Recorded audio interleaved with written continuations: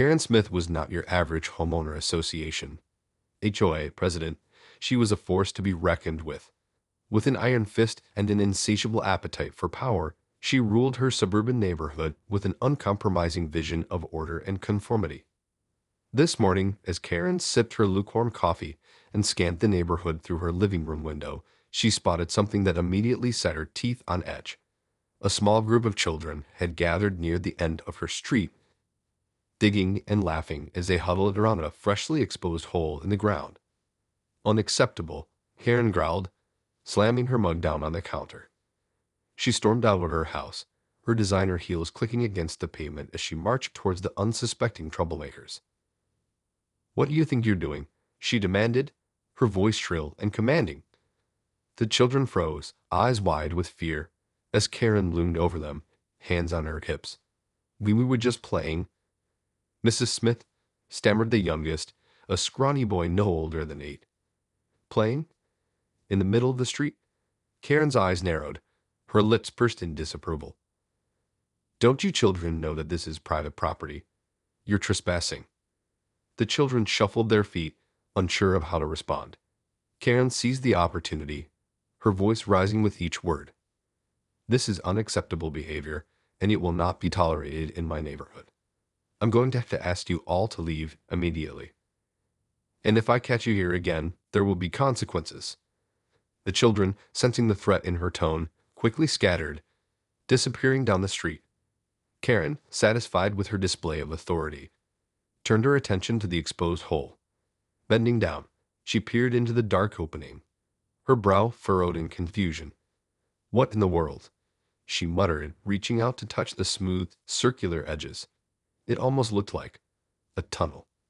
Suddenly, a sense of righteous indignation washed over her.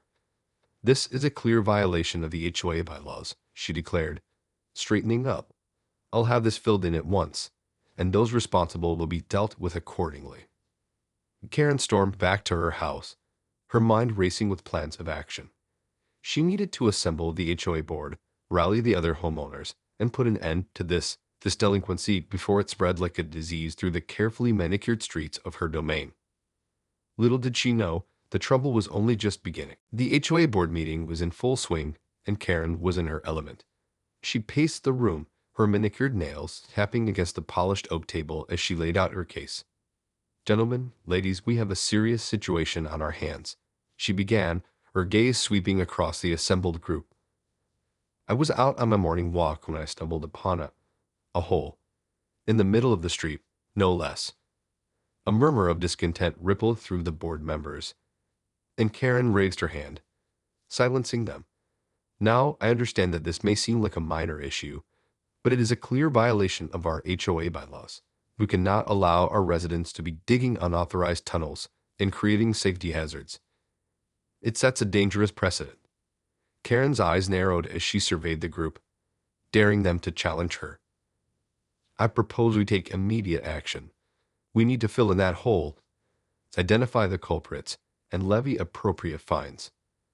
We must maintain the integrity of our community, and I will not tolerate any dissent on this matter." The board members exchanged glances, some nodding in agreement, others looking uncertain. "Well, Karen, I understand your concern," said Mr. Williamson, the soft-spoken treasurer. "But don't you think we should look into this a little more before we start handing out punishments? After all, we don't know the full story yet." Karen's jaw tightened, and she fixed Williamson with a withering stare.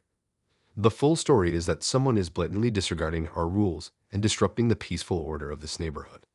That's all the information I need to take action." Before Williamson could respond, Karen turned to the rest of the board. "Now who's with me? We need to nip this in the bud, and we need to do it now." The room fell silent as the board members shuffled uncomfortably in their seats. Finally, one by one, they began to raise their hands, reluctantly agreeing to Karen's proposal. Satisfied, Karen nodded, a triumphant smile spreading across her face. "Excellent. I'll have the work crews out there first thing tomorrow morning, and I'll be sure to keep a close eye on this situation. We can't afford any more unexpected surprises." With that, the meeting was adjourned, and Karen swept out of the room, her mind already racing with her next move. The next morning dawned bright and clear, and true to her word, Karen had a team of construction workers descending upon the offending hole in the middle of the street. As the workers began to fill in the opening, Karen stood nearby, arms crossed over her chest, a smug expression on her face. She watched with satisfaction as the dirt and gravel were poured in, effectively sealing off the tunnel. But just as the workers were putting the finishing touches on their work, a sudden commotion caught Karen's attention. A group of angry residents had gathered, their voices raised in protest. "What's the meaning of this?" demanded a burly man, his face flush with anger. "You can't just fill in that tunnel. It belongs to all of us." Karen stepped forward, her chin held high. "This tunnel is a clear violation of our HOA bylaws, and it poses a safety hazard to the entire community. I'm simply enforcing the rules that we all agreed to uphold when we moved in here." "But that's not your tunnel to fill in," a woman shouted. "It's registered as Army Corps property. You can't just do this without their approval." Karen's eyes widened in surprise, and she turned to the construction crew who had paused their work, unsure of how to proceed. "What? Army Corps property? That can't be right. This is our neighborhood, and we make the rules here." The woman stepped forward, her eyes blazing with fury. "It is right, Karen. That tunnel was built decades ago to provide emergency access to the nearby military base. It's been registered as Army Corps land all this time, and you just can't waltz in and destroy it." Karen felt a flush of embarrassment creep up her neck. She hadn't expected this kind of resistance, and the thought of being wrong about something so important was a bitter pill to swallow. "Well, I had no idea," she stammered, her confidence wavering. "But that still doesn't change the fact that it's an unsightly eyesore in the middle of our beautiful neighborhood. We need to do something about it." The crowd erupted in a chorus of angry shouts, and Karen felt her grip on the situation slipping through her fingers. She had never encountered such defiance before, and the realization that she might have overstepped her bounds was a humbling one. As the workers packed up their equipment and the residents dispersed, Karen stood there, her carefully constructed world suddenly feeling much more uncertain than it had just moments before. Fuming, Karen stormed back to her house, her mind racing with a mix of anger and embarrassment. How did those residents defy her and question her authority? Didn't they understand that she was the one in charge, the one who kept this community running smoothly? As she paced back and forth in her living room, Karen's thoughts turned to the troubling revelation about the tunnel's Army Corps property status. She couldn't believe she had been so blindsided by this information. Surely there had to be some way to regain control of the situation and assert her dominance.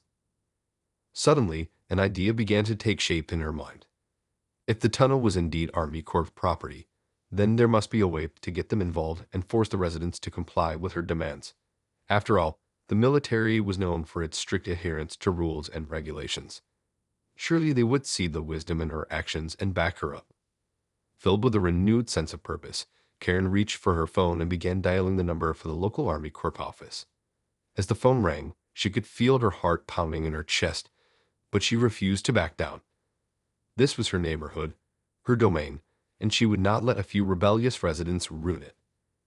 "Hello, this is Karen Smith, the HOA president for Brookside Estates," she said, her voice dripping with false sweetness. "I'm calling to report an issue with some unauthorized property on our land. It's a matter of public safety, and I was hoping you could send someone out to take a look." There was a brief pause on the other end of the line, and Karen could almost sense the hesitation in the voice of the person on the other end. "I see. Well, Mom, I'll certainly look into this, but I must remind you that the Army Corps of Engineers has jurisdiction over any property registered in our name. We'll need to investigate the matter further before taking any action." Karen's grip on the phone tightened, and she felt her jaw clench in frustration. "I understand, but I assure you this is a serious issue. The safety of our residents is at stake, and I simply can't afford to wait for a lengthy investigation. Surely you can send someone out today to assess the situation." Another pause, and then a sigh. "I'll see what I can do, Ma'am. But I must warn you, the Army Corps takes these matters very seriously. I wouldn't want you to get in over your head. Karen's lips curled into a triumphant smile. "Oh, don't you worry. I can handle this. I'll be expecting your team shortly." With that, she ended the call, feeling a renewed sense of confidence. This was her chance to regain control and show those pesky residents who was really in charge. True to their word, the Army Corps representatives arrived at Brookside Estates later that afternoon, much to the dismay of the gathered residents. Karen stood by, her arms crossed over her chest, a smug expression on her face as the uniformed officers examined the filled-in tunnel. "Well, it appears you were right, Mrs. Smith," one of the officers said, turning to face the crowd. "This is indeed a registered Army Corps property, and the unauthorized filling of the tunnel was a violation of federal regulations." A collective groan rippled through the crowd, and Karen couldn't resist the urge to gloat. "I told you all that this was a serious matter," she said, her voice dripping with condescension. "Now, the proper authorities are here to handle it." The residents exchanged angry glances, but they remained silent, unwilling to openly defy the military presence. "We'll need to excavate the tunnel and assess the damage," the officer continued, addressing the construction crew that had been summoned to the scene, "and we'll need to speak with the individuals responsible for this unauthorized tampering." Karen stepped forward, a triumphant smile on her face. "Well, you heard the man. Let's get started. I'll be sure to provide the Army Corps with the names and addresses of the residents involved in this little stunt." But just as the construction crew began to move, a lone figure emerged from the crowd, his face set in a determined expression. "Hold on a minute," the man said, his voice cutting through the murmurs of the onlookers. "I'm the one who dug that tunnel, and I'm not going to let you destroy it." Karen's eyes widened in surprise, and she opened her mouth to protest, but the man quickly continued. "This tunnel has been here for decades, and it's a vital part of our community's emergency preparedness plan. It provides a safe passage to the nearby military base in case of a disaster or emergency. You can't just come in here and tear it down without considering the consequences." The Army Corps officers exchanged glances, their brows furrowed in contemplation. "Is this true?" one of them asked, turning to Karen. Karen felt her face flush with embarrassment, and she struggled to find the words to respond. "Well, I wasn't aware of any such plan," she stammered, her usually confident demeanor crumbling under the weight of the new information. The officer nodded, his expression grave. "I see. Well, in that case, we'll need to conduct a full investigation before taking any further action. In the meantime, we'll need to secure the area and ensure the safety of the tunnel." Karen could only watch in dismay as the residents, once cowed and subdued, now stood tall, their faces alight with a newfound sense of victory. As the Army Corps crew began to work, Karen's grip on her neighborhood's control was slipping further and further away. Over the next few days, the Army Corps investigation into the Brookside Estates tunnel situation unfolded with all the drama of a high-stakes political thriller. Karen, determined to regain her lost authority, had been a constant presence on the scene, pestering the officers with endless questions and demands. But the more she pushed, the more the residents seemed to rally together in defiance. It was during one of these heated exchanges that Karen finally learned the truth about the tunnel's history. This tunnel was built nearly 50 years ago as part of an emergency evacuation plan for the nearby military base. One of the officers explained, his voice calm and measured. It was designed to provide a secure passage for personnel and equipment in the event of a disaster or attack. Karen's eyes widened, and she felt a sinking feeling in the pit of her stomach. But why was it never disclosed to the homeowners? She demanded, her voice laced with frustration. The officer shrugged. The military prefers to keep such matters confidential for obvious reasons. The tunnel's existence was only known to a select few, and it was registered as Army Corps property to maintain that secrecy.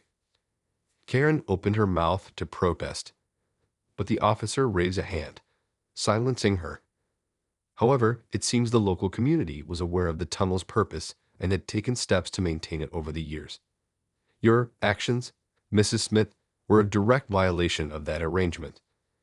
Karen felt her face flush with embarrassment, and she shifted uncomfortably, suddenly aware of the dozens of eyes watching her every move.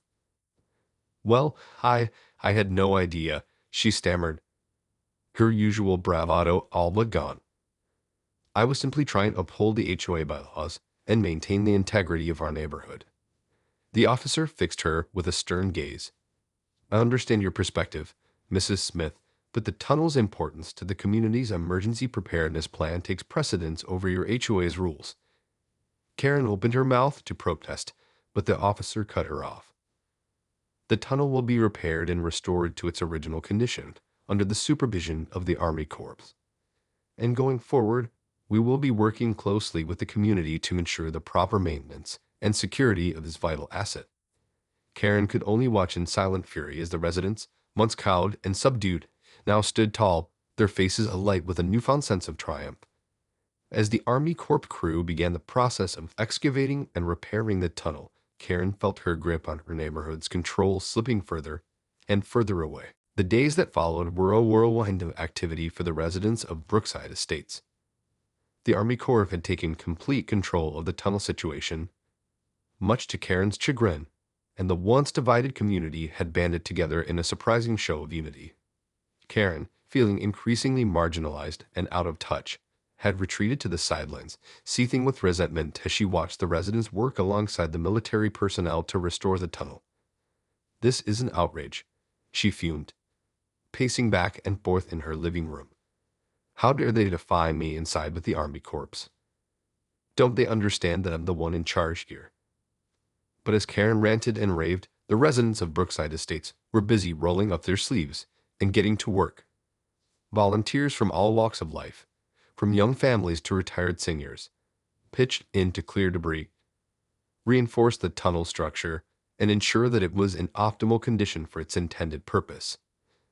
The Army Corps officers, impressed by the community's dedication and cooperation, made a point of praising the residents for their efforts. "This is exactly the kind of civic engagement and emergency preparedness that we strive for," one of the officers said, addressing the gathered crowd. "You should all be proud of the work you've done to protect this valuable asset." Karen, who had been lurking in the fringes of the gathering, felt her blood boil. How dare these people upstage her and receive the accolades that she rightfully deserved? She was the HOA president, the one who was supposed to be leading the charge, not these lowly residents. Seething with resentment, Karen made her way towards the officer, her chin held high. "Excuse me, but I'd like to know what's going to happen to the HOA's authority in all of this," she said, her voice dripping with false sweetness. "After all, we're the ones who are responsible for maintaining the integrity of this community." The officer turned to her, his expression unreadable. "Mrs. Smith, I understand your concerns, but the fact of the matter is that the tunnel is Army Corps property, and its maintenance and security take precedence over the HOA's bylaws. We'll be working closely with the community to ensure that the tunnel is properly cared for, but the ultimate decision-making power will rest with the Army Corps."